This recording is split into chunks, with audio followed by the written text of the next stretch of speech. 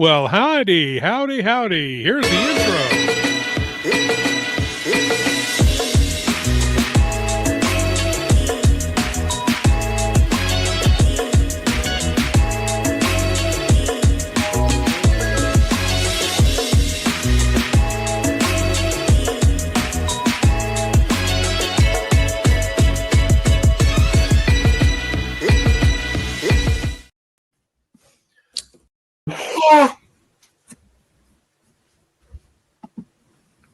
How are you? Howdy. You love that Hope intro. everybody- We botched our intro, huh? Yeah, Go on. well, you know, it's just me being slow on the switch, you know. Changing things up this time. Yeah, We're talking gotta about keep us on vintage our toes. watches, and my brain is now vintage too, you know, so it doesn't always work. I hope you guys are having a great Tuesday evening, had a great Tuesday during the day as well. We are here. We are going to talk about vintage watches tonight, kind of our experience with them. In my case, Jen's experience with my vintage watches. We'll get into that. His we've and got- mine and others. We've got an unboxing from our man Mitch down in the corner, so keep getting those upvotes in as quick as possible. We're going to have 2 races tonight.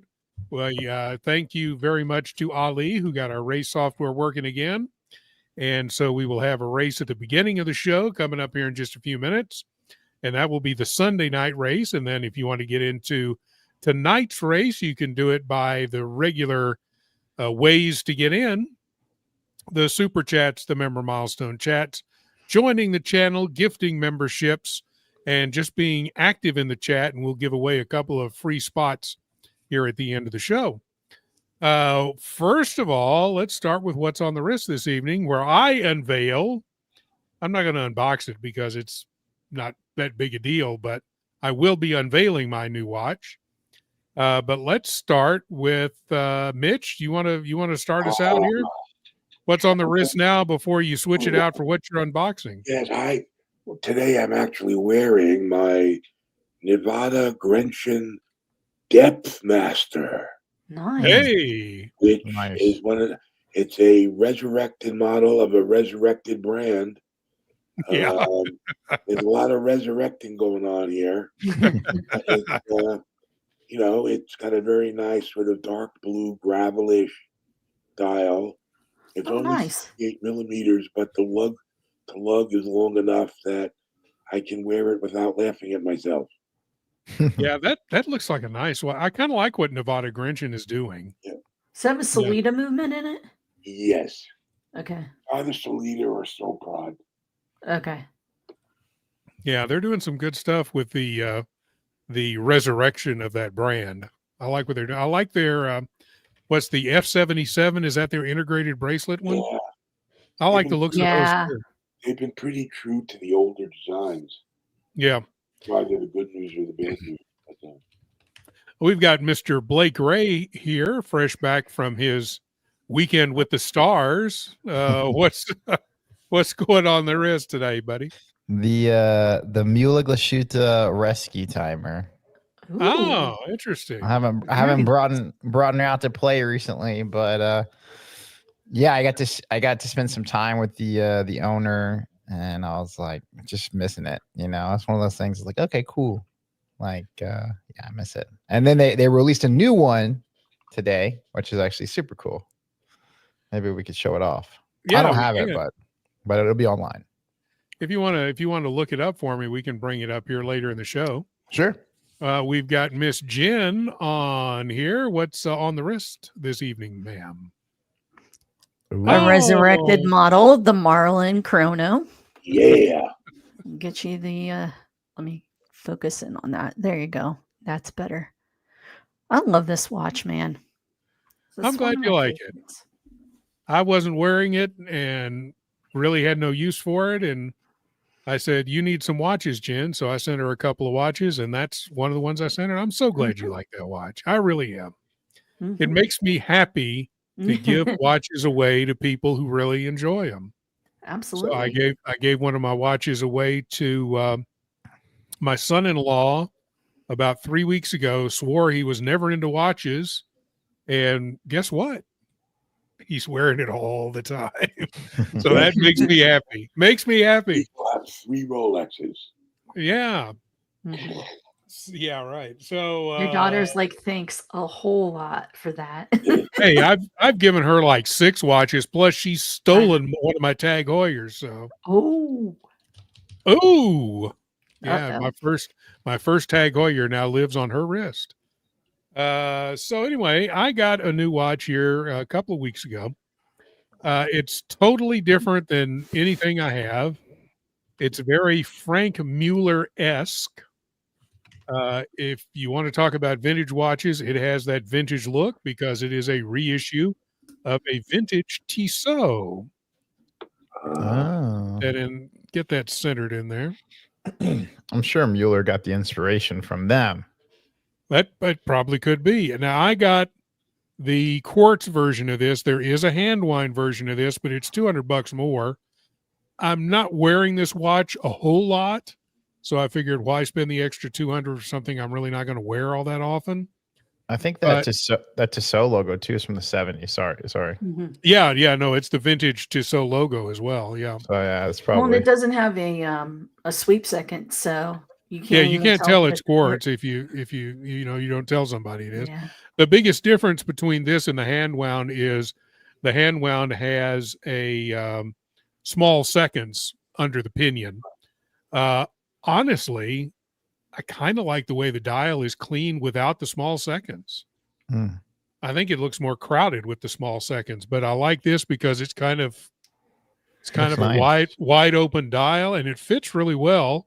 The one thing I will say, if you guys ever want to pick this watch up, and they're great price on Joma, if you ever want to pick one up, the band is not going to fit anybody with a bigger than 7.5-inch wrist. I'm on the last hole in the band, and because it's got the fixed lug system that are wrapped in there, it's not like you can change the band out real easy. So just beware of that. If you have a larger than 7.5-inch wrist, this watch will not fit you on the band that it comes with. So just keep that in mind. But under that, you're fine.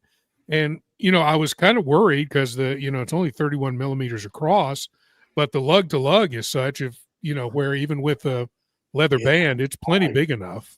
Yeah, that looks great. So yeah, I really liked it. Really, really, really like it. And so I wore it since it's a kind of a 60s inspired vintage looking watch. I wore it to see Fantastic Four on Saturday, which is set in a neo vintage 1960s look of that whole movie. So let's see who's in the chat. We've got a couple of super chats as well, and then we're going to get into the first race of the evening from Sunday. Nerd with Swag was first in. We welcome you, my friend. Glad to see you here. We have pasta in the building. I need some pasta right now, actually. Nerd says, hello to Jen, Robert, Mitch, and Blake. Thank you so much, sir. We've got Eric Mack. Hello, all. He is in the building. We have our first super chat of the evening, $5 from Mr. Robbers. Hey, good people. We are people. I'm not sure how good we are, but we're here. So thank you so much. We've got Duco in the building. Hey, Duco. Hello. Yay, Mrs. Duco let you come out and play. A little bit. Yay. So let's find out what's on the wrist, sir. I'm wearing the Neo Vintage GMT Master 16700. Very good. Nice. That's on theme this evening. Yeah, on theme. Since we'll be talking vintage watches, we've got Vimal in the house. Vintage up to 5K is okay, but anything above that feels like buying stuff off Craigslist. Hit or miss. We'll talk about that. We'll talk about the pros and cons, the ups and downs of buying vintage on the show tonight, along with some other stuff, including an unboxing from Mitch. So get those upvotes in. Wearing my 1920 Doxa manual winding from Oscar Nunez. That sounds cool. Nice. Yeah, sounds nice. We've got another super chat from our friend Bubba Hotep. Happy National Lasagna Day and International Tiger Day. What? I didn't know it was National Lasagna Day. What the hell? Yeah, I didn't know that either. I had pasta for dinner, but if I had known, I would have, gone a different pasta direction. Something tells me that Bubba Hotep is more excited for the International Tiger Day, though. Yeah. He'll probably eat lasagna with his tiger. Yeah, that's true. I bet his tiger loves his lasagna. We've got better. He better love the lasagna, or then he's going to love Bubba real quick as dessert. Julius Caesar in the building tonight. Thank you so much for joining us. Caliber YQG also here. Hey, hey. East Wind Farms is here. Good to see you, sir. Let's see who else. Oh, that's some dude named Mitchell Halpern. I don't know who the hell that is. I think I've already. It depends on whether I'm in the middle of a psychotic break or not. That's true. That's true. We've got Oscar Nunez saying also have some other vintage watches like Zodiac Auto Datographic and second oldest wristwatch ever created, the Fabra Luba. Those are cool. Mitch, haven't you had one of those? I do have one. You do have one. Sea Sky, which is another resurrected model. Although it doesn't look old, it's a chrono like the original. But that's really from a design perspective all that it has in common. They were in LA on the weekend, and they gave me like this cool poster. I actually have it right here. It's actually super cool. I'm excited for it.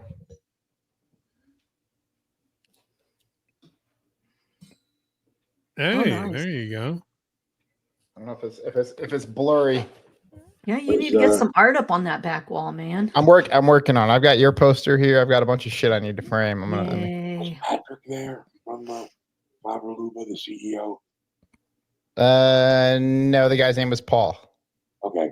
Because their CEO used to be the West Coast rep for Ulysse Nardin, and then became the CEO of Ulysse Nardin. And I would see him all the time because my local AD back in my California days was a UN dealer. No, yeah. I don't know if they've changed up stuff, but they had some of the vintage models and then the reissues, so you could see them like 1-to-1 comparison. Yeah. And it was kind of cool because everything that they did was really like faithful. Yeah. And I mean they've modernized it. They've used sapphire as opposed to acrylic. Yeah. Different movements. They've done some more decorating, but yeah, it's a cool brand, and I'm excited. I'm excited to have a contact there now. So we want to welcome Trap Vision 3D in joining us tonight from a cruise. Why aren't you eating and dancing and drinking and you're watching watch stuff? Go enjoy yourself, but we're glad that you're here and hope you're having a great vacation. We've got a $2 super chat from Liberty Spot. The fig tree is ready. My favorite time of year. Oh, yeah. My great-grandmother's house when I was a kid had a fig tree in her front yard, and it was getting those fresh. Oh, it's wonderful. Congratulations.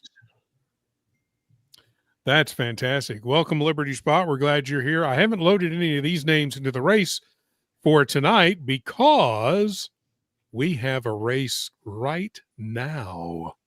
So there are the names from Sunday night. We are going to get those loaded up. Put 44 seconds on the clock. Get rid of the sound. And shuffle. No, stop it. Shuffle the characters. And away we go. And this again was everybody from Sunday night. So, hey, if I win, I'll be really happy. But that never happens. Wristwatch Holic is out in the lead. That's right. Jeremy Butcher's second. Well, he was second. Now he's fading. Duco is now second, along with Luchabetic Underground is third. We've got Jeremy Butcher still in there. Jeremy's never won a race, I don't think. Wristwatch Holic, though, still in the lead. As we got 10 seconds coming up, and down the stretch they come between Luchabetic Underground, Wristwatch Holic. But here comes Mitch on the outside. Oh, look at you. And here comes Robert Wood and Famal. Famal is going to win it. That's the closest I've come since the first race I was ever in. That's right. Man, that was excellent. Congratulations to My Vimal. heart is palpitating. Oh, Somebody call a doctor. Oh man, that was fun. So we're gonna who wants to start with a good vintage story? And while I get the race thing taken care of and send a picture of the race winner to JJ and start loading up tonight's list. Who wants to talk for a little bit while I do some work in the background here? We're just going to be quiet for a little bit. No, thanks a lot. You're a big freaking help. I can talk. You know, the thing is, Blake, I control this. So there you go. Oh. You just be quiet there. Oh, Vikers. No, I'm just kidding.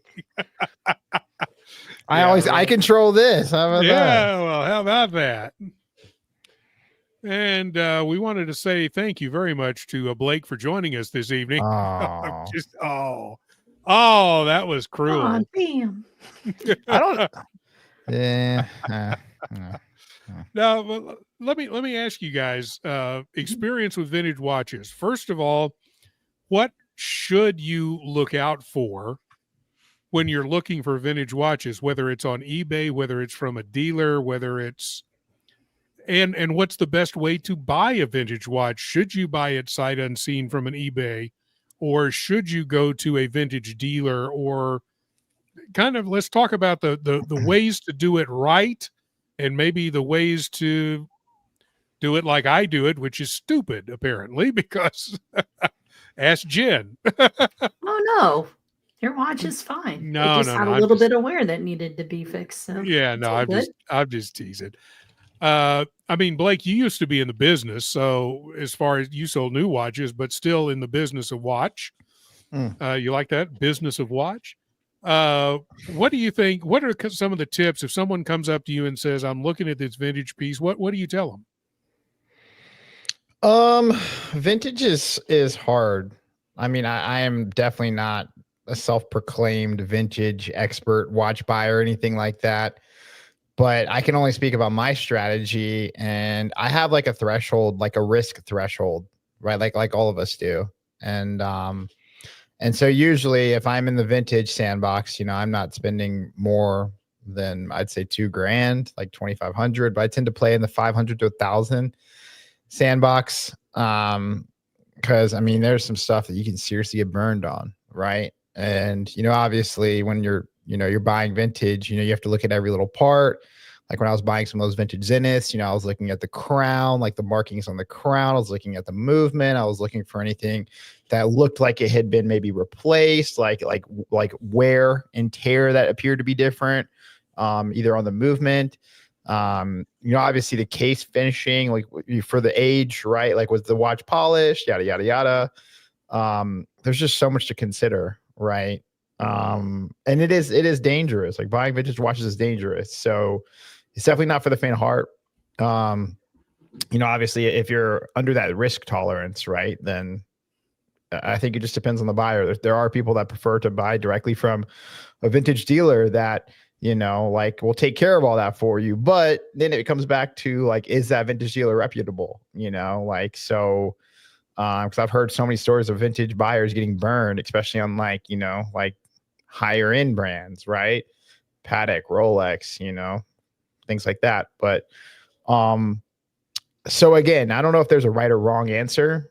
For me, I just I try and stay within my sandbox and just do as much homework as I can. Thankfully now the internet, there's so many great resources on the internet, of course. So if you feel like you can get into it, I mean, I reach out to some of my friends like Cameron Barr. He's a good friend that I'll bounce ideas off of when it comes to vintage watch buying. And I definitely look to people for my purchases as well to get assistance. Cause I don't always know what I'm looking for. So, but if you dip your toe in, what's to keep you from doing it. Right.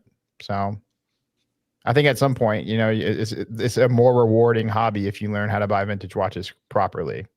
Mm-hmm. So Yeah, I would agree with that. And you know, I also look at vintage as you know, someone who's always looking for affordable Mm. options.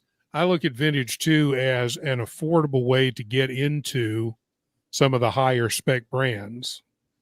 Like, say, I really love Breitling as a brand. I right now I can't afford any brand new Breitling, so I found a vintage Breitling, and it's a great looking watch. It really is, and I love that watch to death. But it has problems. I would say the first thing you need to do about vintage, if you're not buying it from a dealer who has already gone over that watch and serviced it and made it ready to go out the door feeling, you know, with the movement feeling brand new, then know a really good watchmaker. yeah. Or if you are a watchmaker or you have that experience, that's great. You can do all of that yourself. If not, you really need to know somebody who can do it. We're real lucky on this channel to have Jen with us. Jen is in the learning phases. I offered her 2 of my older watches that were having issues. I said, "Do you want to learn on these? And I'll buy the parts and you can figure out what's wrong with them." And she said yes, and that was fantastic. And she's doing a wonderful job. Probably in a couple of weeks, I'm going to have both of those watches back. I'm just waiting on parts for one. Something something that I guess I kind of started to do now after talking to some of my friends who buy vintage is buying it right is just the best thing that you can do. And what I mean when I say that is like you just need to budget for everything to be trashed, right? So like if you look at what market value is on the vintage piece, right? If you can get it for 15 to 20% less, you know, and that should be able to cover, you know, any type of issues that you have, whether, you know, as parts or service, it should be able to cover, it should be able to cover your tail, you know, so you don't end up in hot water. And, and that's something too, that as a new vintage watch buyer, you know, you could definitely follow that rule as well. Yeah, we want to thank Duco for stopping by for a short amount of time. He had to run real quick, but no problem at all. Duco, thank you for hanging out with us. We got $5 from Liberty Spot. Is it safe to buy a Rolex off a deep fried ravioli truck from a guy named Ignacio? I would say seems legit. Seems legit. Yeah. If it was named Bruce, I'd feel better. Do you, if it's just make sure that he didn't deep fry the watch. So I think is it just me, or are you getting all these stupid like Instagram ads where like these fake like in the Instagram for you reels, whereas people selling like fake watches on Craigslist? Does anybody get those little YouTube videos or short Instagram reels? I don't. Now I've seen they're so annoying. I've seen ads for shops that are selling fake watches. Yeah, I get those too, but I don't know if it's like a new trend, but you know, you have these people that are like how to make money on Instagram or like Facebook Marketplace or whatever, and they'll like go buy a bunch of like shitty like bust down Cartier watches from China, right? Like, you know, Fugazis, and then they'll like, you know, go sell them on Craigslist and Facebook Marketplace again, and it's like, no, I haven't seen any of those, but it wouldn't surprise me. Yeah, and they're making content out of it, you know. Yeah, so, I mean, I think I told everybody a couple of weeks ago a Facebook ad came up that was for a big Tag Heuer sale. And you went to the website for this Tag Heuer sale, and it looked like the Tag Heuer website. At least some parts of it did. It wasn't the Tag Heuer website. But they even had the Tag Heuer website is tagheuer.com, okay? Yeah. This was tagheuerwatches.com. It wasn't Tag Heuer. No, it was spelled correctly, but it was the wrong website. So don't get fooled by any of that stuff. I'm sorry, you are not going to get a brand new wave dial aqua racer for $800. You're just not. Oh shit. I know they're selling those for. I didn't get my 2000 quartz aqua racer for $800. So you're not getting a brand new one for that. Sorry. Yeah. It's not happening. So yeah, beware of all of that stuff too. That's a mess. What about buying vintage from a place like eBay, which is where I bought the vintage Creedor, which was a quartz movement, and it's fine. I have the vintage Elgin, which is hand wind, and it's running fine. And then I got the vintage. I've gotten a couple of vintage Tag Heuers off of eBay, but they were both quartz and they were fine. And then I've got the Breitling, which obviously has had some trouble, but nothing that we can't overcome or that Jen can overcome, except when she's trying to do the fine setting on it. I know, right? Yeah. I got that down now, though. I figured Yeah. it out. There you go. I watched the video the other day, and I was like, "Oh, damn it! I should have watched this before." Before you got the hammer out, and beat it to death, you should have watched Yeah. that. So There are anyway, tricks. the but everything I've gotten from eBay has been in the condition that they said it was in. You know, all of them said, may need service, all of that kind of stuff. What about though buying these sight unseen from places like eBay or who else? The Real has some vintage. There's a bunch, those websites like that. What are the pitfalls of that? The approach for me varies based on the price level. I'm probably willing to take a complete flyer for something that costs $500 or less. Yeah. Yeah. Right. But if you're starting to talk about a vintage high-end watch that's going for several thousands of dollars, then you really got to do your homework. And if you're going to buy off eBay, I'd look at the seller's track record, whether they are selling vintage watches and dog overcoats, plus some freeze-dried beef jerky, or whether they are a watch dealer with a reputation in the watch business. And then whether they are going to back the watch with some kind of warranty or not, and whether they had the watch serviced or know what the service record is for the watch. I've noticed it, maybe it's just me, but on eBay particularly, that there is a trend of redialing, like refinishing dials on eBay, especially for Rolex and Omega. Like like if you can search any vintage Omega, like DeVille or something, you'll start to see like a like a turquoise blue, like DeVille. It's like from the 60s or 70s. It's like, no, that does not exist. Or even the Rolexes, right? You'll see all these weird dial colors like purple, and pink dial colors from the 70s. And it's like, yeah, those don't exist either. But again, so that's something too. I've seen a lot of refinished dials on eBay, and I don't know if it's just eBay, but definitely something to look out for.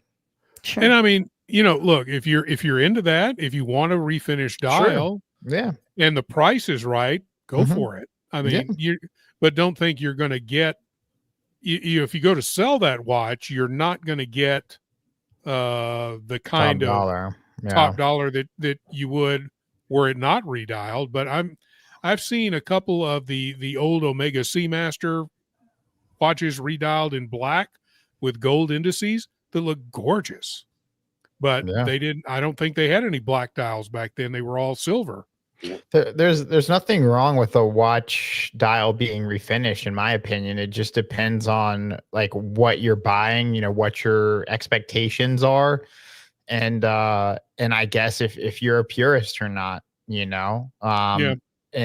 at the end of the day, right, if you do buy a refinished dial, just know that it affects the value, or even sometimes a polish, like an over polished case, or if the case is polished incorrectly, like those are things that are going to affect the value for somebody else, not necessarily you, right? Because you know what you're buying, hopefully. But if it ever becomes a rainy day and you need to get out of it, because it happens, right? We sell watches, to move on to something else, or you start to fall out of love with it or whatever. Just know that, those are things that the potential buyer behind you may not appreciate. Yeah. A couple of people bring them some interesting stuff, and Nerd with Swag likes vintage Tudors with Rolex parts on them, like the crown and so on. Yeah, those are cool. I see a lot of those out there. Bubba says the ads are dependent on your search history. What have you been searching? I don't know. Wouldn't you like to know? I don't think it has to do with my search history because it's the Instagram algorithm. So, I mean, I don't really search anything on Instagram. We want to welcome in my fellow Austinite Kurt. Vintage Tudors are so great. They are. We've got our man Nate joining us. Good evening, Nate. Hop on the stream if you want to. If the Tag Heuer website is also selling dog-flavored snacks, it's probably a fake Chinese website. Yeah. I think you got a free thing of doggy snacks when you got that.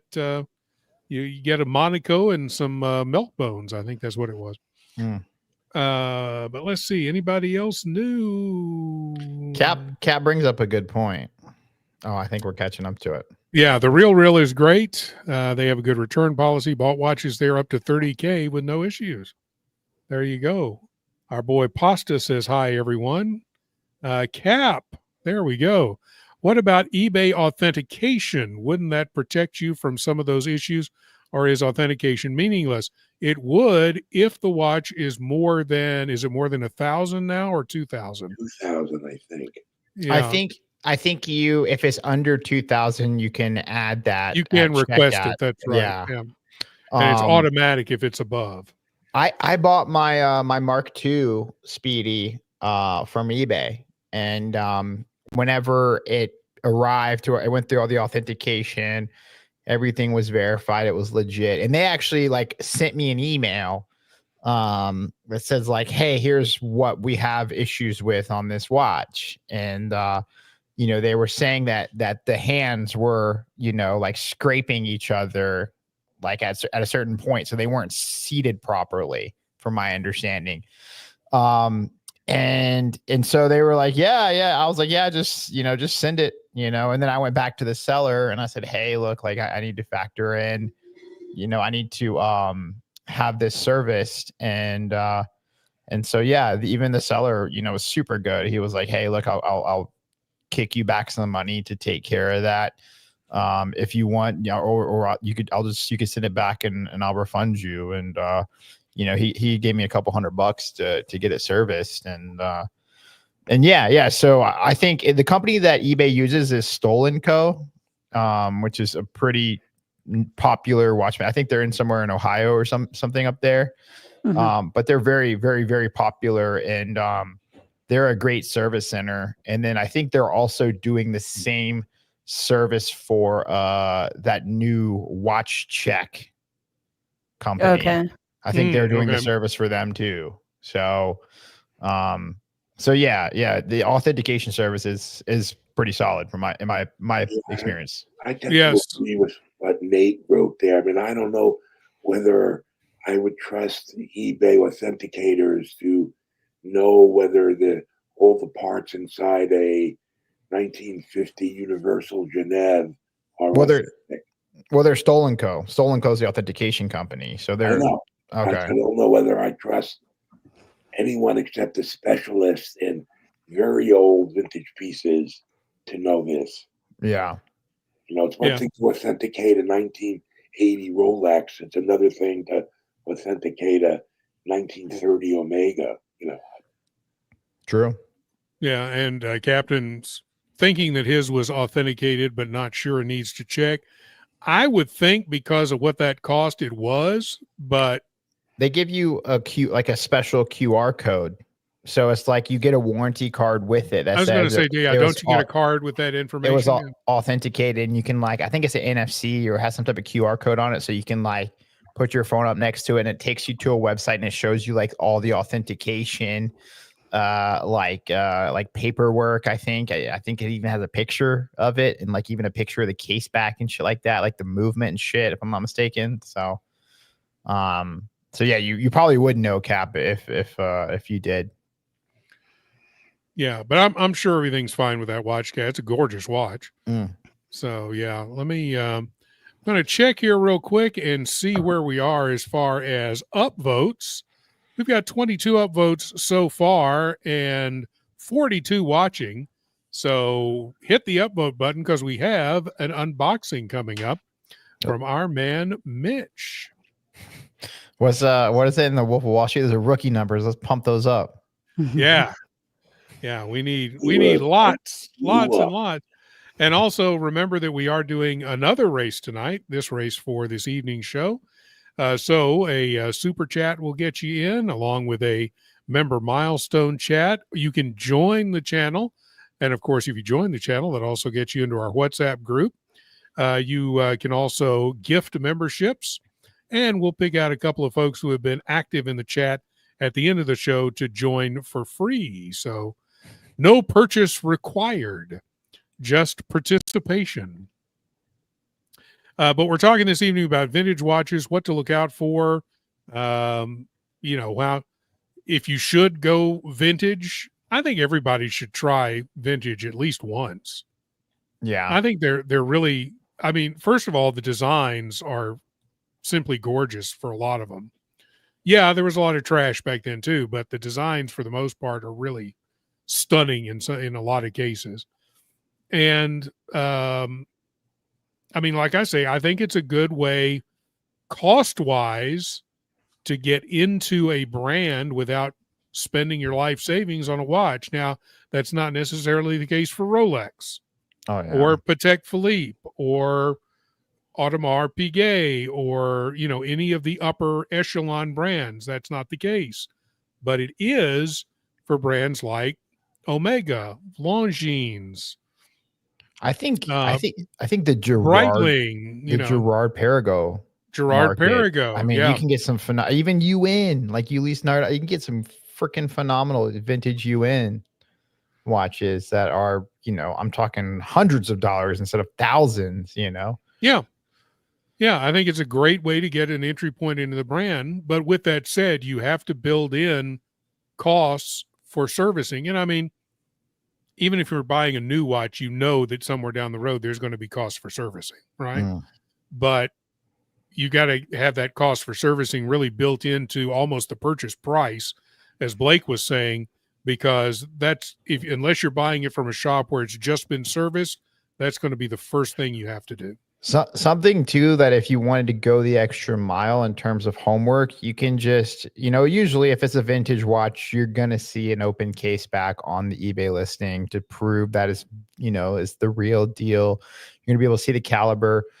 It's worth your time to look up that caliber on eBay and see what parts are available, right? Because if it's a cheap watch, there's usually a reason why. I don't care what you're talking about, any product, anything you're buying. So, I mean, in certain instances, and I think, Jen, we had talked about this before, but the 66-2 UG caliber parts are available, but they are freaking expensive. And to get a good deal on certain parts, like one of the guys was trying to change something in the winding mechanism for my gilt shadow, and just the gear train for that to make it set better was like almost $300. And then, to get a donor movement, it's like $450 to get just a donor movement. So it's like, so I get it. It's a desirable watch, it's a very desirable movement, but if you're going to, make the plunge into vintage, it's definitely worth it to spend some time doing some digging, seeing what the secondhand parts market is like. Is there new old stock parts? Like how what would even a second movement cost you? Because that's a lot of times you have to buy a donor movement. It's just cheaper just to buy a donor movement, just to take the parts off of it. And in case, you have a future proof way of taking care of it usually, so. Yeah. You mentioned something that I want to get back to after we look at Mitch's super chat here, and that is new old stock. Okay. Because that's always fascinated me too. And it's fun to look for new old stock on eBay too. You can find a lot of it there. But first, we have $2 super chat from our friend Mitch. Do I qualify as vintage? Yes, you do. Mitch, you're new old stock. There you go. That's the more appropriate term, right? I feel fresh as a daisy.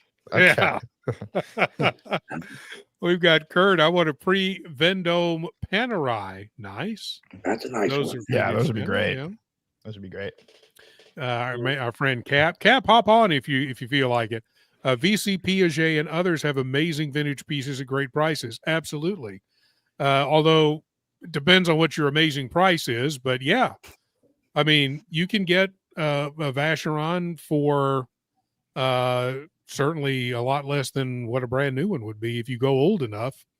That's the thing, though, with a lot of those brands, you have to go really old to get the price.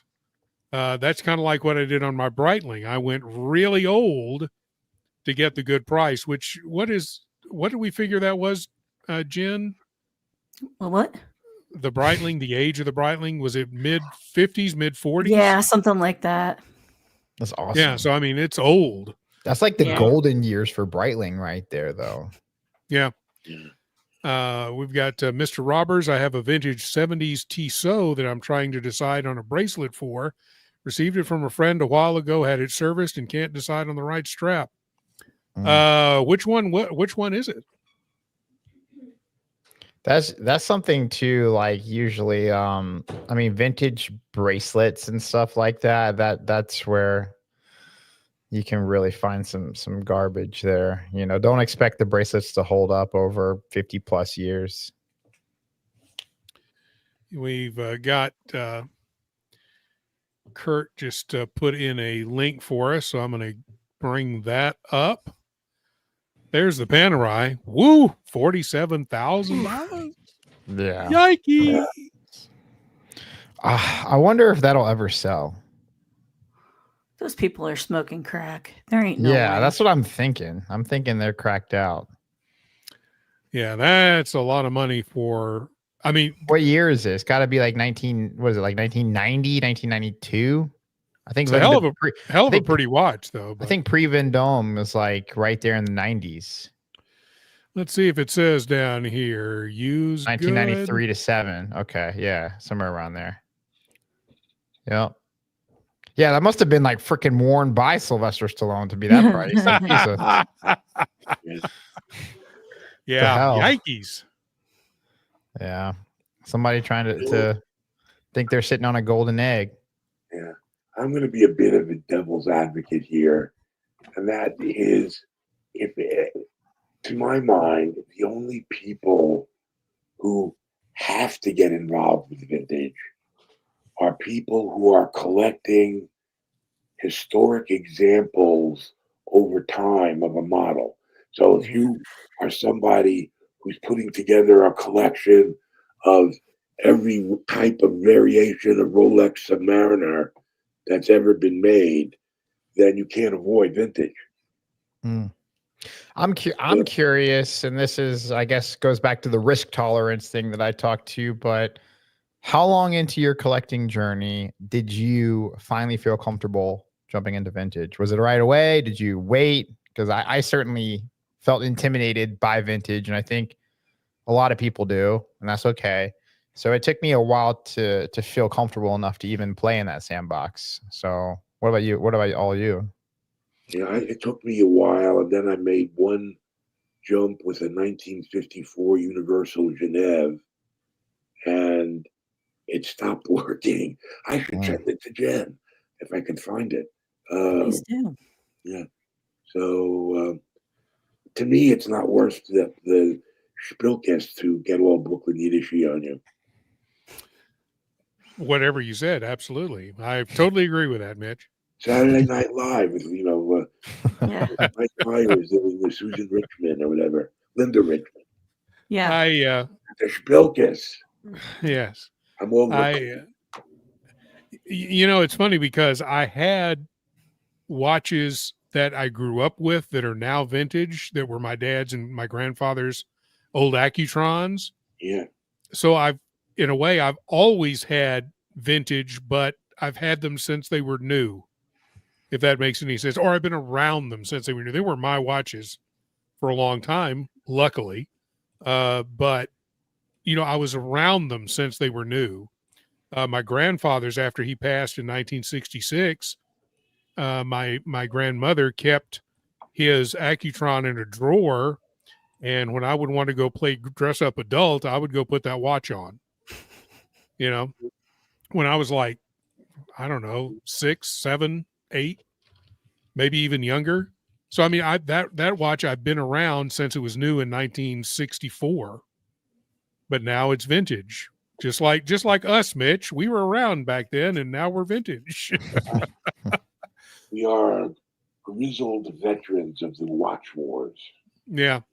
So I mean, I don't look at vintage really any other way that I look at anything new, because I guess I'm too dumb to think about all of the trouble you can get into with them. You know, when I was looking for, I was having an evening where I was thinking about my dad and what got me into watch collecting and stuff. And I said, you know, I really need to find a watch like he used to wear that got me into watch collecting, right? Or that got me into wanting to wear a watch in the first place. And so that's when I went on eBay and did the massive search, and I found the Elgin that I have, because that was identical to what he used to wear. And I bought it. It looked good in the pictures, and that's all I needed. I just bought it. Didn't even think twice about, will it run when it gets here? I mean, the ad said it was running, but you know, what do I know? So far, it's done great. I don't wear it all that often, but it's just something that brings back memories for me. I think that's another good thing about vintage. If you have something like that you had a favorite uncle, favorite aunt, you know, whatever, a watch they used to wear, they're no longer here anymore. You want to get something that reminds you of them, go get the vintage watch that they used to wear. What about buying? How long did it take for you to warm up to even just buying vintage? Like I say, I grew up around all of these older watches that are now older. So honestly, I didn't even think twice about it. It's like, you know, I wanted something that reminded me of my childhood when I was with my dad, and look at his wrist and see what he's wearing.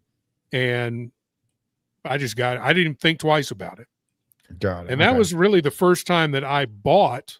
I mean, I have some older watches because I bought them when I was younger, but that was the first time that I bought something that was that old, because it's a mid-50s manual wind Elgin. That makes sense. It runs great, man. I mean, it's not the most accurate thing in the world, but it's nice and smooth. Still has good amplitude on it. I put it on the time grapher. It does okay. Nice.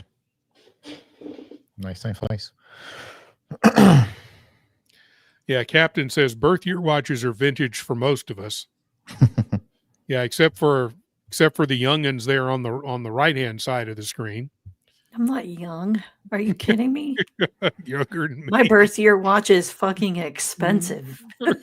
So are mine too. So are mine. I think they're all starting to become expensive. Who started this trend of birth year watches?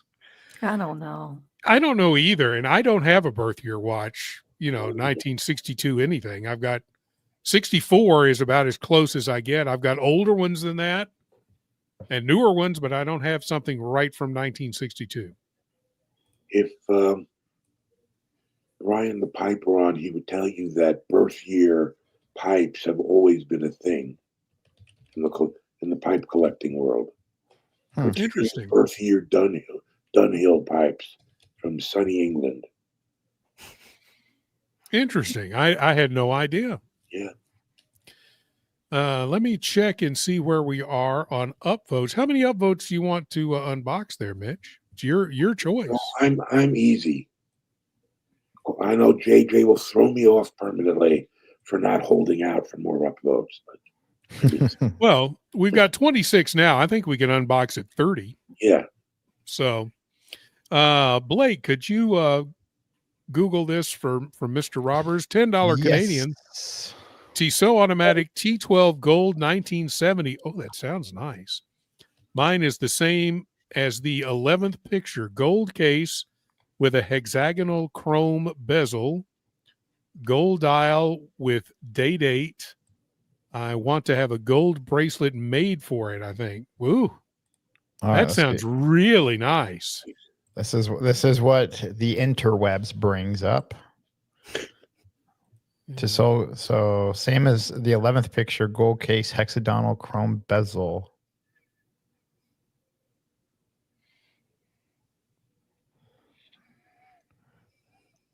Yeah, I'm not sure.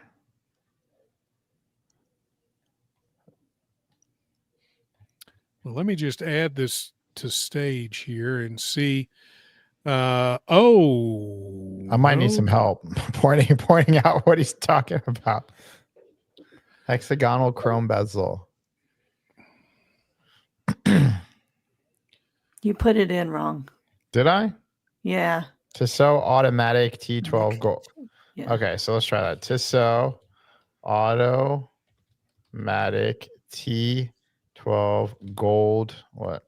1970. Shit. 1970. All right. Number 12. So 1, 2, 3, 4, 5, 6, 7. So what, 11. right? 11. What? 8. So that'd be this one, right? Hexagonal. 7, 8, 9, 10, 11. This guy. Chrome bezel. Okay. I don't see a chrome bezel, but I mean. All right, Mr. Roberts, tell us if that's the right one.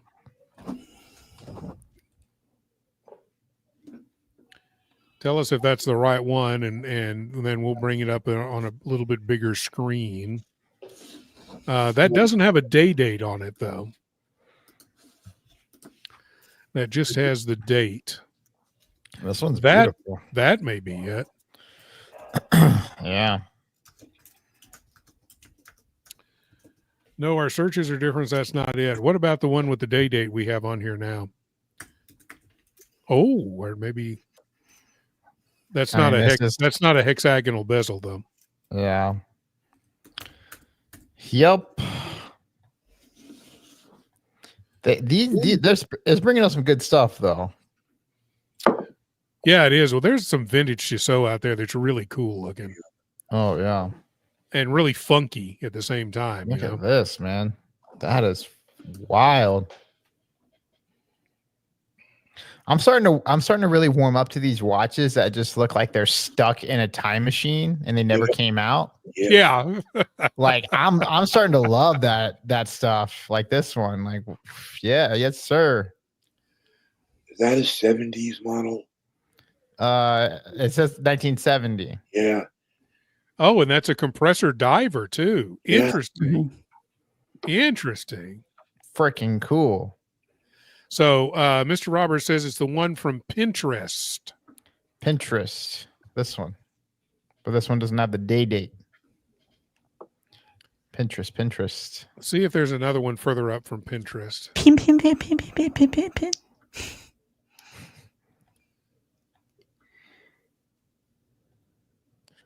Pinterest.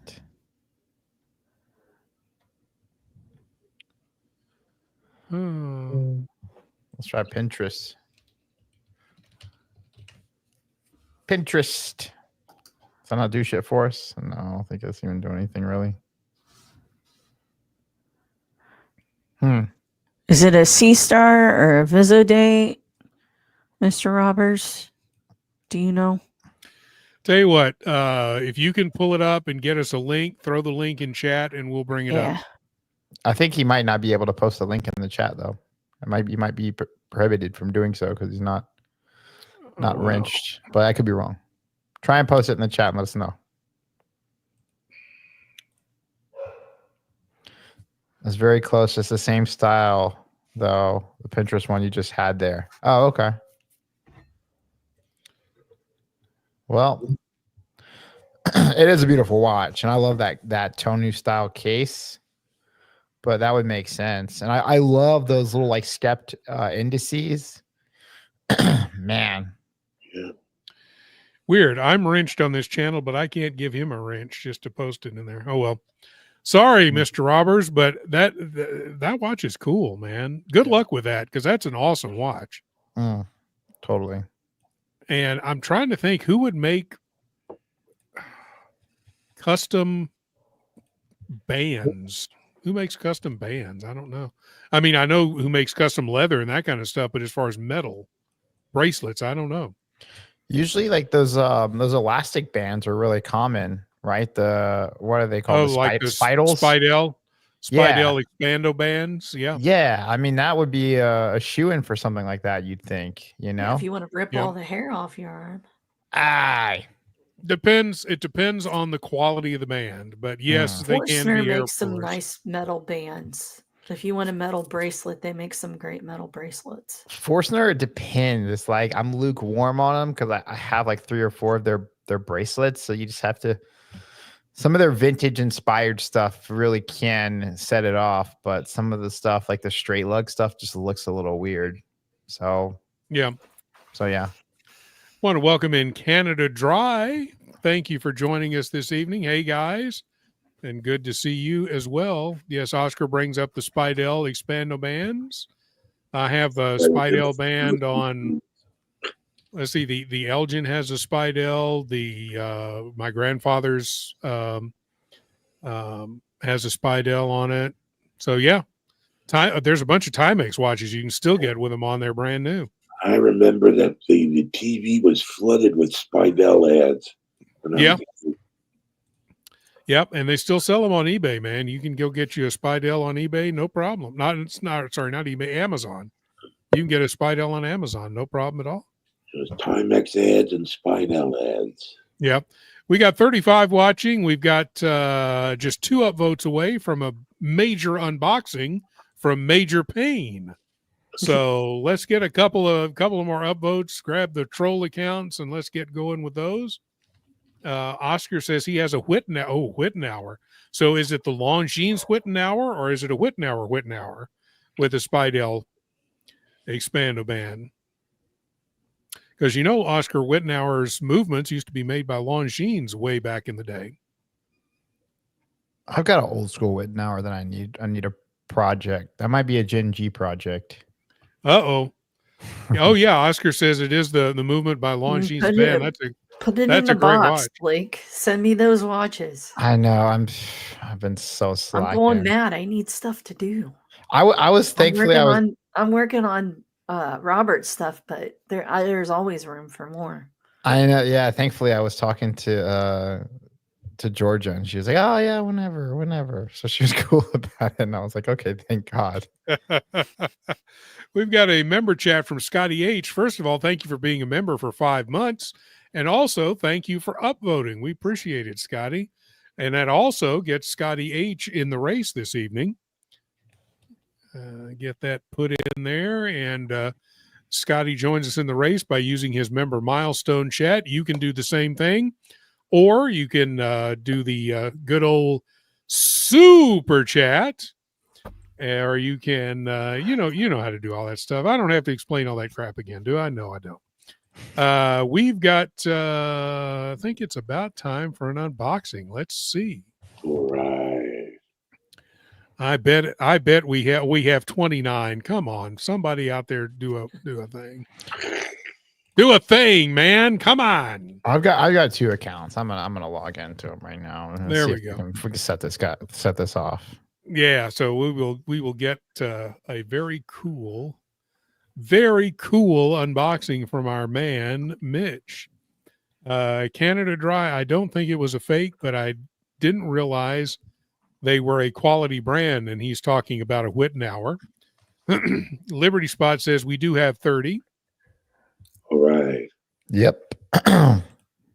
So and Oscar says, why he didn't think Wittenauer was a quality brand. Wittenauer is not a brand that's really known by a lot of people outside of the watch community, and especially a lot of younger collectors, because it's an old brand, and it really hasn't been active in new watches for decades that I know of. When was the last time Wittenauer made a watch?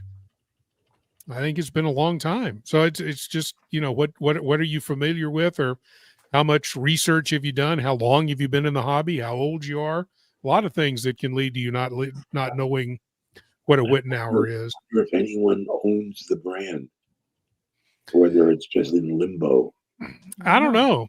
I don't know if anybody owns it now or not, or somebody's cranking out cheap watches under the brand name. I have no idea. I wouldn't be surprised. Now, we want to thank Scotty H for $9 or $10 super chat. Getting in for the ponies, giddy up. But Scotty H, you're already in the ponies, but you're in it twice, I guess. No, you're in it once. Scotty H, thank you so much for the $10 super chat. We really, really appreciate that. Seriously. That's awesome. So let's get our man Mitch All right. in to assume the position. Yes, sir. May I have another? Any rate, fraternity action there. We're going to start out with the disappointing part first, though I think the watch will be of interest to everyone. It didn't come with a box. So what I have here is a lovely travel donut. Nice. Yay. Those are fun though. Yeah, whatever. I mean, so I will now unveil the watch. Unveil it. Unzip that puppy live on camera. So let me turn around. Oops, almost dropped it. That one didn't. All right. So this is a Patek Philippe 5130G Wow. world timer. Hot damn. Holy God, dude. This is, I didn't expect that. I this is know. the first Patek I've ever owned. It only Wow. took 25 years. Dropping the world timer on us. Yeah. The Very bigger nice. one, as our friend Marco told me. The 5110 is a little smaller, although they're pretty much identical other than that. And it has, of course, a little hard to see here, the micro rotor movement. Mm. Wow. And you've got the deployment. Yeah. Dang, Now, Mitch. the only problem with this is that the strap is on the absolute last hole, and when I put it on, it's like a tourniquet. I need to get a new strap, and the complicating factor, it's not that complicating, but it does cut down on one's choices. It's a 21 millimeter lug width. You can order one from Patek. You can actually get one custom made. They have every color under the sun and every material. And Yeah, I'm thinking of going with a Rousseau or okay, and just having yeah, that deployment put on it and keep the. 'cause that's what that is, anyways, isn't it? That's a Rousseau strap, isn't it? It might be. Because I thought they used Rousseau on It theirs. just has Patek Philippe on it. Okay, So but yeah, that way, I mean, you can get whatever you want. keep the strap so when I sell it, I can sell the whole. Yeah. When I sell it, I'll be honest. I bought this watch because the circumstances allowed it. Although I had to sell some of my nicer watches, but I've always wanted to own a Patek, even though when I look at Pateks in general, I don't swoon with aesthetic delight. Mm-hmm.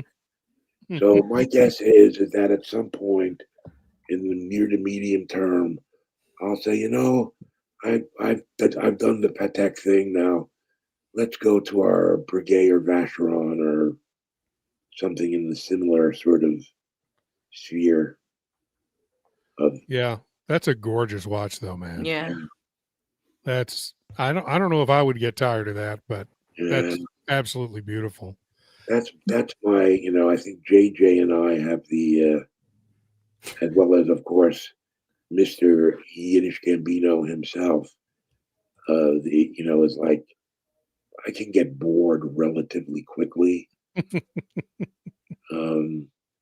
Maybe I've got adult attention deficit disorder. I don't know, but Hey, don't we all if we're in this hobby?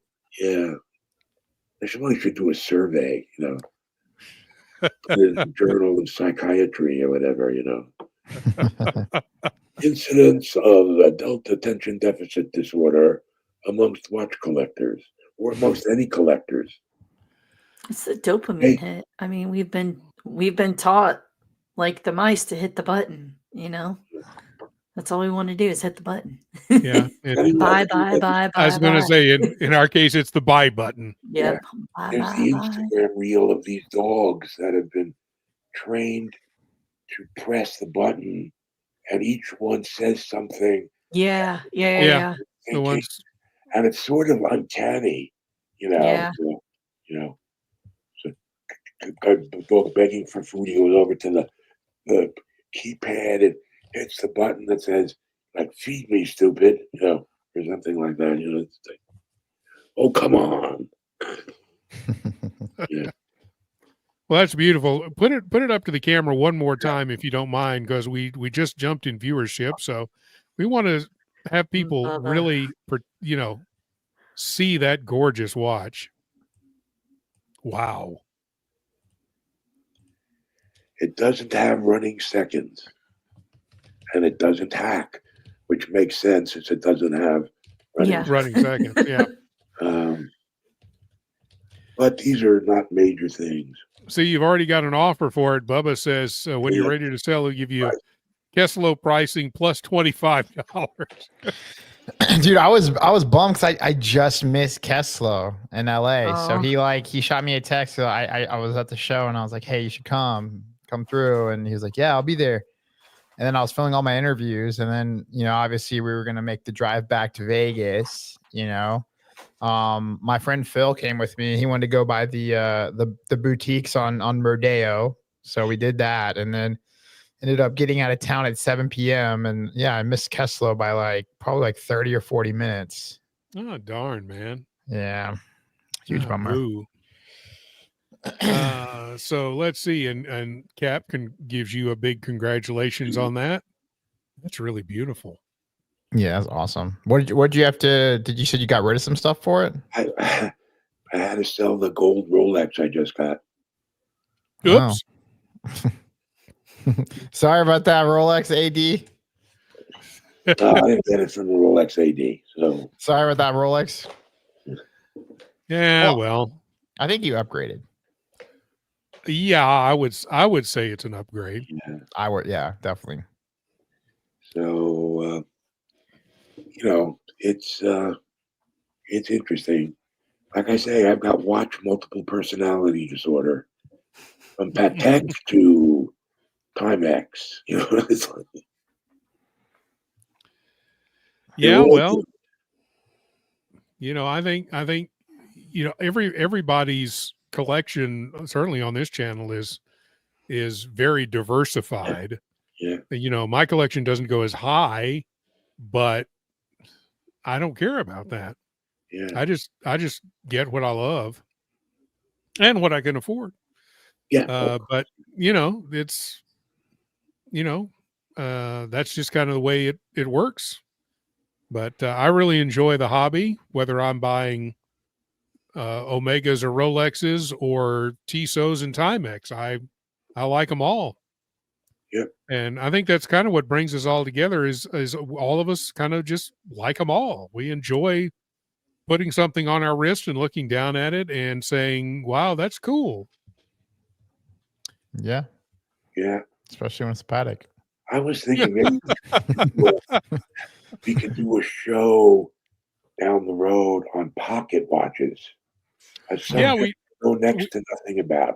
Yeah, we did one with our friend Pocket Watch Time came on. I'd like to do another one because a lot of people love that show. I think that was before you were on our Tuesday shows, Mitch. Yeah. Yeah, we'll see if we can get Pocket Watch Time to come on with us again and do a pocket watch show. He's got every pocket watch known to man. It's amazing. But you talk about some really cool pocket watches. Patek makes some really beautiful pocket watches. But I'm kind of, we talk about vintage. That's another whole thing is getting into vintage pocket watches because I love the old, and Kurt is like this too, because Kurt is from Illinois and he's really into the whole Illinois watchmaking from the early last century and even late like 1800s as well. Yeah. With the what was it? The Illinois Watch Company, right? Mhm. That's That right. made those the really fantastic pocket watches back in the day. And then of course Yeah. you had Hamilton in the Waltham. US making pocket watches, Waltham, Yeah. Elgin, from up there. Hour. IWC made some crazy pocket watches Yeah, they too. did. Yeah. Yeah. Longa, Illinois. yeah, Longa pre-World War II Yeah. pocket watches. So I will talk to him this week and see if we can steal him, see what his work schedule is like, and see if we can steal him for a night, because it would be fun to do another pocket watch show. Tell us in the chat, would you like another pocket watch show? Because I think those are fun. And I love pocket watches. I don't really have anything. I have a pocket watch that was given to me, and it was an inexpensive one that was given to me for my high school graduation from my godparents. But I don't even know where it is. It's somewhere here in the house, but I have no idea where it is. There's one fellow named Richard Page, who you may be familiar with. He was one of the founders of the Time Zone Watch Forum and one of the OGs. And he started an operation where he basically converts pocket watches to wristwatches and then sells them. Oh, I've seen those. Yeah. I don't know if it was his. I know there's several companies that do that. Yeah, he was one of the first to do that. RT? Is that what you're talking about? Yeah, RP watches. Oh no, is RP or so? I know there was RT from Vortic. Vortic is different. Oh, okay. They're newcomers. Oh, okay. My bad. Not that there's anything wrong with that, obviously. No, I just misunderstood you. Yeah, I misunderstood you. RP is RP. Yeah. Now it was funny, after we did the last pocket watch show, back to that real briefly, I went on eBay and I put like 15 or 20 pocket watches in my wish list, and then I thought better of it. There's a company called Fretco, and if you want to get more out of your pocket watch, they actually will case your pocket watch up into a watch case that you can wear with the strap and everything. They'll even bring it back if you want them to. It seems like it's pretty reasonable. They always have pieces that they're working on and putting up for sale on their site as well. I think like Richard Page does on his as well. Yeah, it's really cool to see some of the work that they've done. Some of those old pieces with the porcelain and gold, and yeah, it's pretty wild. And some of the movements are just beautifully decorated. Yeah. Yeah. We will give you about a 5-minute warning until we're going to get ready for the race. So if you want to get into the race, please do by the normal channels to get into the race. We want to welcome in Thomas Broadbent, just jumping on. What is agreed upon definition of vintage? That's a good question. We haven't really talked about it as far as the definition. I mean, we always say neo-vintage is like what, 90s to say 2000.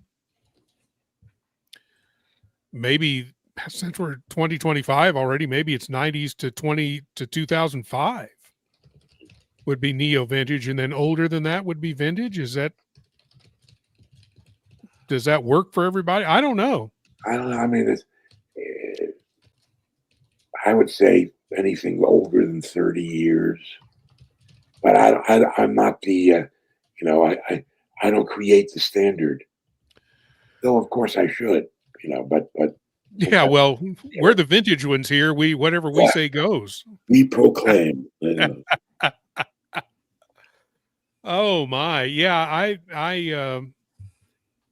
and when I think it also depends on how old you are, Mitch. Yes. Because when I think vintage, I think 40s, 50s. Yeah. 40s, 50s, 60s. That's what I think. I think, yeah.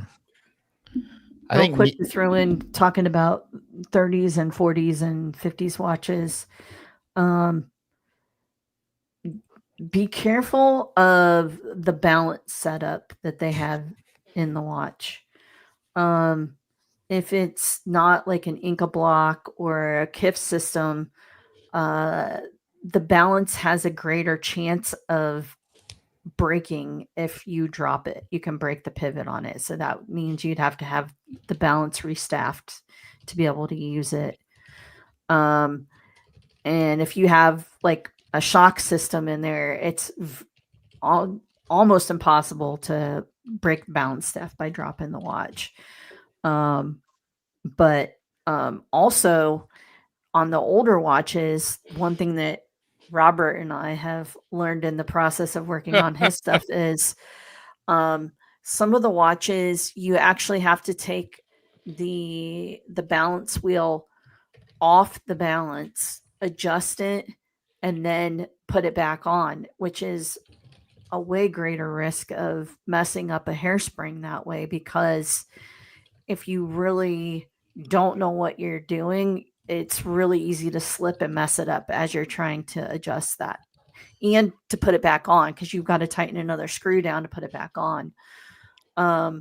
But the newer systems, the Edelkrone system, you can actually adjust them from the balance just like you do the other adjustment. Like everybody sees the advance and setback lever on there, but this actually lets you adjust where the pin on the spring is, so that you can adjust the beat error. Because a lot of times they'll be way out. Like I think Roberts was at like 7 at one point, which is, you're not even going to get anywhere near the amplitude reading that you want, or your beat and everything on that. So that's definitely something to look at, is the balance system. Anything before, I think it's 46 or 47 was when they introduced KIF and Inca block. You're going to run into an issue with that not having a shock system on it.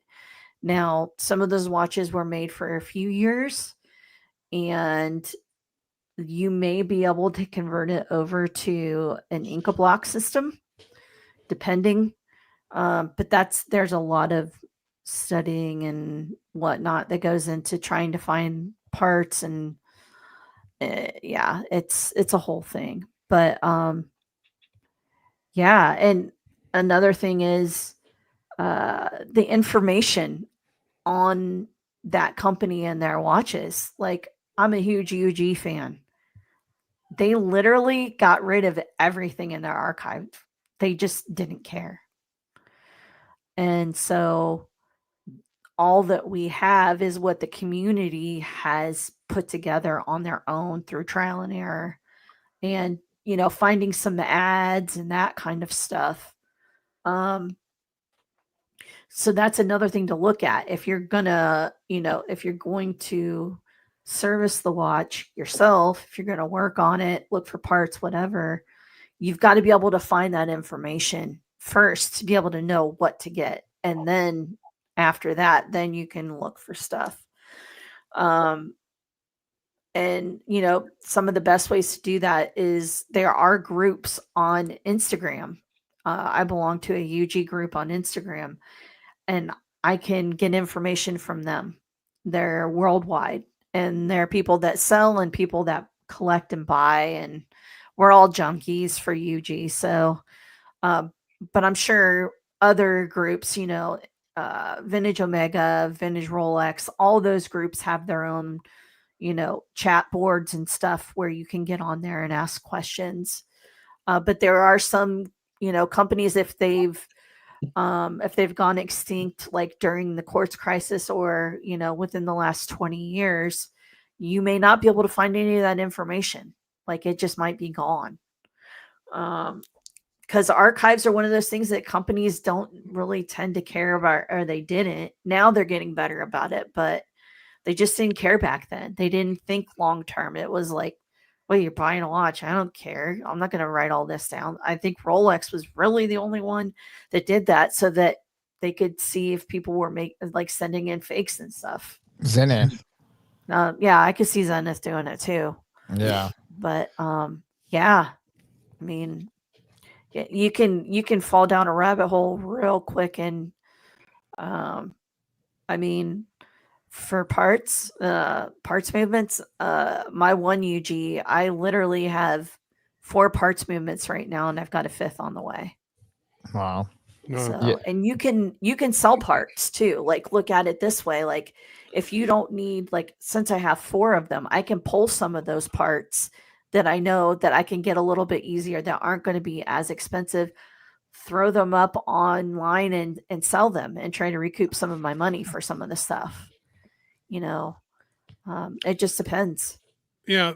So would it make more sense then, if people are looking to shop vintage, Mhm. to look at brands that are still in existence, like Yeah. the Breitling or like Omega or Rolex, or instead of looking at a UG or an Elgin or, these older brands, Wittenauer, these older brands that aren't around anymore? Oh, Maybe not better, but safer. I Put it wouldn't that say way. it. I wouldn't say it's necessarily safer, because unless you're going to be the guy, like if you're trying to, and I guess maybe I'm the outlier here, because I bought vintage watches and sent them back to the brands, and at that point it cost more to service the watch than I originally paid for the watch. So your value prop immediately falls apart. And then a lot of brands, like, oh my gosh, I'm going through this right now, where brands want to send from a certain age, even if it's like from the 60s or 70s, like, they want to go back to Switzerland, or, back to Germany or whatever. And they're like, okay, well, I can hear the cash register ringing in my head already, So yes and no. Yes and no. It just depends. I wouldn't necessarily say it's any safer. But during your initial research, and I'm sure Jen can touch on this a little better than I can, but a lot of manufacturers back in the day were just using off the shelf calibers, right? So, the in-house caliber thing wasn't a thing back then. It was more about serviceability, reliability, ease of maintenance. That's what people prioritize now, and it seems like it's the exact opposite in the modern world. right. So, you can find off-name brands that are using ETA, that are using, ETA, Lamagna, yeah, any of those, Valjoux. especially ETA. ETA supplied so many calibers to so many different companies. It's really easy to get used calibers, get parts for them, because they're everywhere.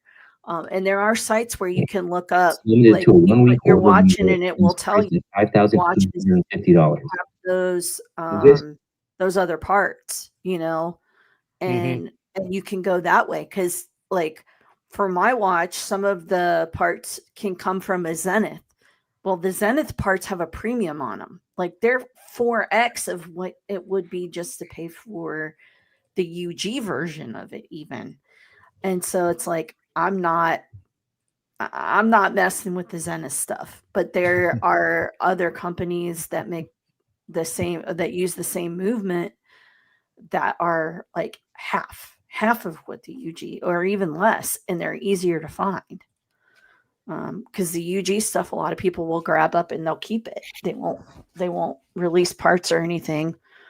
And so, yeah, I mean, you can look at that and go, okay, what's out there? Look at what you want to buy, and then look for one of those sites that, you can find parts for, and see what movements shared the same parts. If you've got a long list of watches that had the same parts, you should be good. Shouldn't be a problem. One question from Peter G. Is anyone going to the New York Watch Show in October? I'm not. I hope so. I know Blake is hoping to go, and of course JJ will have a whole group there. JJ there's a small chance I might be there, because I know I'm going to have to be in New York around that time, but the details are as of yet unknown. So yeah, there'll be a group of JJ folks there, JJ and Captain, and I thought Marco was maybe going this year. So anyway, yeah, there'll be a lot of Watch Hangout folks there for sure. Thomas Broadbent, are there better margins in repairing watches or making and selling? Making parts is extremely expensive. I think he's talking about making watches. Well, he says up above, he said, this is impossible to make these parts. Oh, You can make them, okay. but they're extremely expensive. That's like going to be your last ditch effort. Like, hey, I can't find this anywhere. You hit somebody up like Peter Glom and you go, hey, I got cash. Can you hook me up? And Yeah. he says, sure, I can do it. And there are people here in the States that can do it too. He's in Hong Kong right now. But you know, there are companies like Jan Shapiro. They have like side businesses that do that kind of stuff that make different parts. But yeah, I mean, lathes are not cheap. They're all vintage lathes. So the people are, I know, what was it? The one guy that I watch on Twitch, I think he bought one for 10 grand and that was cheap. And that was, I mean, it was a really nice lathe, and I mean, it's not a big machine, but it's precision. That's what you're paying for. Yeah. You're paying for one that isn't beat to death, that will keep tolerance and all that. So, and the materials aren't cheap either. And to learn how to use this stuff isn't cheap. So it just adds up. Yeah. So let's take a look at who's in our race so far. Mr. Robbers, Bubba, Liberty Spot, Mitch, and Scotty H. Nerd with Swag, interesting. Breaking news. 8.7 earthquake hitting Russia, strongest in 14 years, could cause shit. That's not good. So we hope that doesn't happen, but that's certainly something that we'll be following because I have friends in both places. So let's hope not. Half my family's in Russia. So we've got those are the folks in our race this evening. Let's add a few more, and we will get this going. I want to touch on something real quick here, since I probably so Canada Dry has emailed me a picture of his watch, and maybe we could share it with people. Yeah, we can. I'm putting him in the race too, by the way, because he's been very active this evening, and he's also, I think he is somebody who's fairly new to watching us on the stream. So no, it's definitely a Meister. Okay. So definitely a Meister, which is what you have, buddy. Yeah, let me get you full screen here. Turn the blur off, Blake. Oh shit. Let me unblur. Unblur yourself. So what he has is freaking cool. Definitely a Meister series. And the Meister series dates back to the 1930s, but reached its, like, I guess, significance and dominance in the 50s or 60s. What you have here, I'd say, is probably around the 50s, like mid 50s. Then they discontinued the Meister series. And then it came back in 2006. So essentially it ran from the 1930s to 1960s and then was revived in 2006 and still is in the collection today. So yeah, you're probably looking at it in somewhere in the 1950s, which is what you have. If you do take the case back off, which was a snap down case back, it would be able to tell you more about the reference number, at which point you can go on the Young Hans website and just essentially enter that reference number. And it'll tell you like the exact same date of when it was released. And Young Hans did sequential serial numbers, kind of like Rolex used to do. So based upon the reference number and the serial number that you have, you'll be able to pinpoint it to a specific date, but it's definitely a Meister series. Be careful opening that up as well. Find out if it's tritium loom or radium loom. It was a 'cause if dress it- watch. They weren't But there's using, loom on the hands. There's Is loom there? in the hands. Yeah. Yeah, Oh, there It is yeah. looks like the in that one that picture. has There some are. Yeah. degraded loom. So Okay. you have to be really careful. If it is tritium or radium, do not open it up because atomized is the worst version of it. I can't- And you don't want to be exposed to that. I So can't even see any tritium or radium markings on it either. okay. Like, Yeah, it'll on the say dial. T on it if it's tritium. Or It'll tell R, you yeah. if it's radium as well. Yeah. Yeah. Yeah, if take it it's to a Just be careful. watchmaker. Yeah, take it to a watchmaker if in doubt, for sure. if it's not marked on the dial, would it be marked on the case back? I don't think No, it's so. there's No. always a He T said- on the dial. he for sent me a tritium. Yeah, picture there's that- usually T on the He sent me a dial. picture of the case back, and it just literally just says stainless steel. Yeah. So yeah, You there's could nothing. probably look up to like if they used radium those years, find out if you Yeah, I can think find out they the number on it. stopped using radium in the 30s. Okay. So it was the 30s when they stopped using radium. Yeah. Then they started going to tritium, I think, in the 40s up until the 70s or something like that. Okay. Yeah. It's like late 60s. So yeah, I think he might be in that green period. And obviously the half-life of tritium is 14 years. So Yeah, and you could they have like little Geiger counters that you can get Oh, that yeah. aren't super expensive. You could get one of those and, put that over it and it'll tell you right away whether it's hot or not. Yeah. But in this case, in my just quick research, Younghans actually stopped using radium in the 60s. Okay. So yeah. Yeah, check it out first before you open it up, or take it to a watchmaker. Yeah, and take it to a and- watchmaker. Don't do it and at they home. would have that little for that age of a watch. They would know to put the Geiger counter over it before they would open it up. Yeah. Yeah, Yes, they also can take precautions with the mask and so on and so forth, to where they're not going to breathe in anything.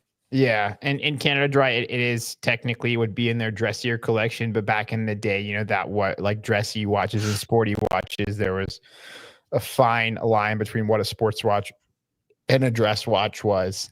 Now, I mean, you would say back in the day, a Reverso was technically a sports watch, but now we call it a dress watch. So, Yeah. there was a much narrower line back in the day. So, but yeah, it's just technically a dress watch. Captain is in the race, member for 42 months. Vintage for the win. Absolutely. Coming from a vintage person, I would say that's true. We're all winning. The vintage is all winning. So we've got, I added Canada Dry. Of course, we got Captain in there too. Anyone else you would like to add before we fire this puppy up? Thomas Broadbent. Very good. Let me see who else is on here.